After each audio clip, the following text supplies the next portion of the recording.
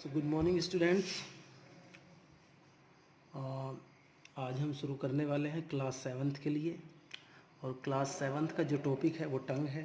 हमने nutrition in animals start कराया था, उसके बहुत सारे टॉपिक हो चुके हैं। आप पुरानी वीडियो में उन्हें चेक कर सकते हैं, देख सकते हैं। तो आज हम शुरू करने वाले हैं टंग का क्या रोल होता है डाइजेशन में एक तरीके से। Vote is tongue. सबसे पहले हम देखेंगे टंग क्या है। टंग का मतलब होता है जीभ। Tongue is a fleshy muscular organ. ये एक मांसपेशियों का बना हुआ, फ्लैशी का मतलब होता है मांस का बना हुआ एक मस्कुलर ऑर्गन है। Attach at a back to the bottom of the mouth, जो आपके मुंह का जो पिछला पार्ट है उससे जुड़ा हुआ था। आपने जीभ को कई बार ऑब्जर्व किया होगा, जीभ का जो लास्ट पार्ट है, लास्ट एंड है, वो कहाँ से, आपके मुंह से, जो इंटरनल माउथ है उससे जुड़ा हुआ होता है। It is free at the front, और सामने से ये फ्री होती है। जीभ जो है आगे पीछे दाएं बाएं इधर उधर मूव कर सकती है, और यानी कि अगला हिस्सा ये किसी से जुड़ा नहीं होता, आधा जीभ तक लगभग जुड़ी होती है। That enables it to move freely, यानी कि जो आगे का पार्ट जो फ्री है जीभ का, वो आप जो फ्री है वो इधर उधर घूम सकता है। The surface of the tongue is not smooth. Surface जो होता है टंग को, अगर आप हाथ से चेक करेंगे तो आप फील करेंगे कि जीभ जो है एक रफ सरफेस है, वो स्मूथ सरफेस नहीं होती। It is quite rough due to the presence of thousand of tiny bumps. ये इट इज़ क्वाइट रफ, ये बिल्कुल रफ होती है। कारण क्या है? Due to the presence of thousand of tiny bumps. इस पर छोटे छोटे बहुत सारे गड्ढे होते हैं, बहुत सारी बर्ड्स होती हैं, कोल्ड टेस्ट बर्ड्स, जिन्हें हम टेस्ट बर्ड्स कहते हैं, यानी कि स्वाद कलिकाएँ कहते हैं। यानी कि स्वाद कलिकाओं की उपस्थिति के कारण जो हमारी जीभ है वो खुरदरी होती है student. There are 4 kinds of taste buds. हमारे जीभ में 4 तरीके की टेस्ट बर्ड पाई जाती हैं, स्वाद कलिकाएँ पाई जाती हैं, स्वाद ग्रंथियाँ पाई जाती हैं। सोल्टी, स्वीट, सोर एंड बिटर। यानी कि कुछ जो बर्ड्स हैं वो सोल्टी जो टेस्ट है उसके लिए रेस्पॉन्सिबल हैं, कुछ स्वीट टेस्ट के लिए रेस्पॉन्सिबल हैं, कुछ खट्टे के लिए, और कुछ बिटर कड़वे के लिए।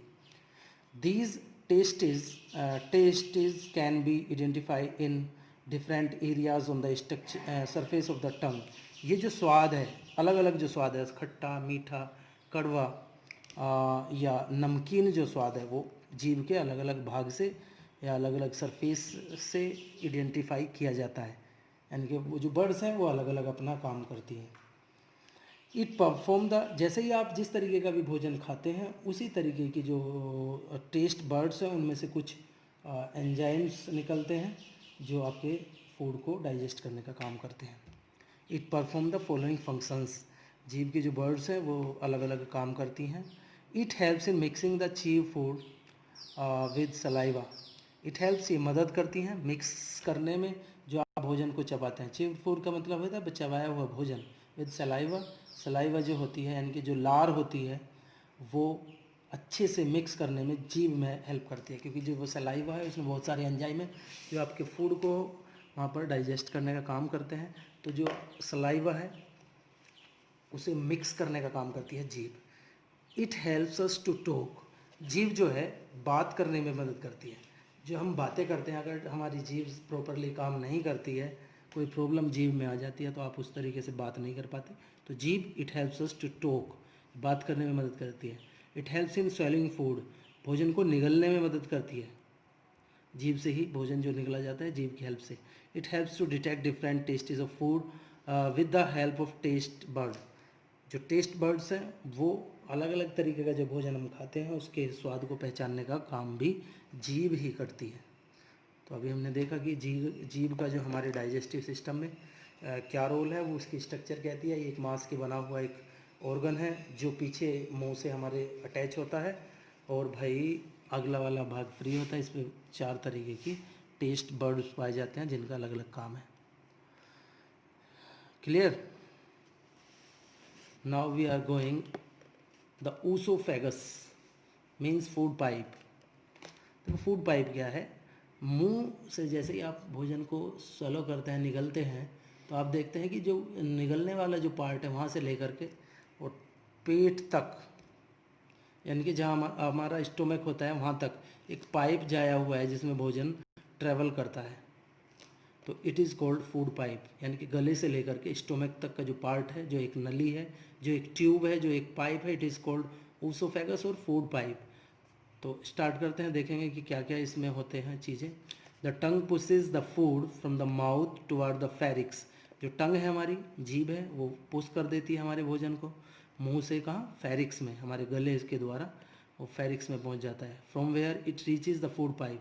फेरिक्स के द्वारा, यानी कि जो गला है हमारा, जो स्वर यंत्र है, वहाँ से जैसे ही हम निगलते हैं तो भोजन कहाँ पहुँच जाता है, फूड पाइप में, also known as the oesophagus, जिसे हम ऊसोफेगस भी कहते हैं।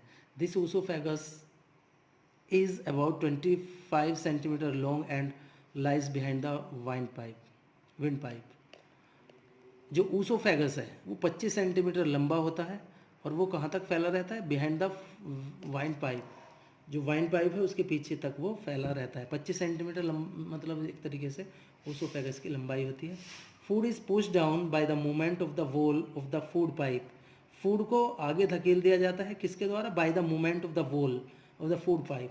फूड पाइप की जो इंटरनल लेयर है, जो इंटरनल स्किन है, उसमें उसके अंदर कुछ मूवमेंट होती है, उस मूवमेंट के द्वारा फूड को अंदर धकेल दिया जाता है। This wave like movement in the food pipe which pushes the food forward is called peristalsis। यानी कि इस मूवमेंट को, जिस मूवमेंट के द्वारा भोजन को, मैंने बताया जैसे ही भोजन को निकला जाता है तो एक मूवमेंट वहाँ पर हमारी इंटरनल फूड पाइप में होती है, उस मूवमेंट को हम बोलते हैं पेरिस्टलाइसिस।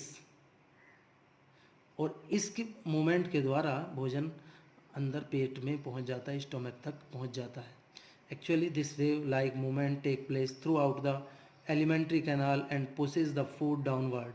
वास्तव में ये वाली जो मूवमेंट है वो केवल एलिमेंट्री कैनाल में पाई जाती है और उसके द्वारा भोजन को अंदर धकेल दिया जाता है। The word alimentary canal is use to describe the entire tube. Alimentary canal का मतलब है पूरा का पूरा पाचन तंत्र, which is concern with ingestion, digestion and absorption of food, जिसमें इंजेशन यानी कि भोजन को ग्रहण भी किया जाता है, मुंह से लेकर के ये अंदर एनस तक चली जाती है। जो एलिमेंट्री कैनाल है या हमारा डाइजेस्टिव सिस्टम है, वो इंजेशन भी उसमें होता है, डाइजेशन भी उसमें होता है, एब्सॉर्प्शन ऑफ फूड भी उसी में ही होता है। आज के लिए बस इतना है।